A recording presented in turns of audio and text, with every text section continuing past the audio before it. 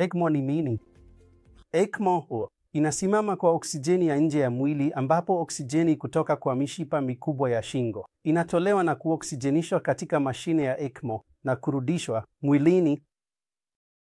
Hii inafanywa wakati moyo na mapafu yanahitaji kupumzika, hasa katika hali ambapo mahitaji ya oksijeni ni ya juu sana. Licha ya uingizaji hewa wa mitambo, mahitaji ya oksijeni ni ya juu sana.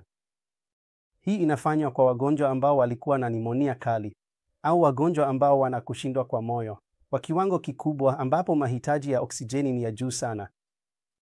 Kwa hivyo katika hali hizi, damu kutoka kwenye mshipa wa shingo inasafirishwa hadi kwenye mashine ya ECMO, ambapo inaoksijenishwa na kuchanganywa na kurudishwa mwilini.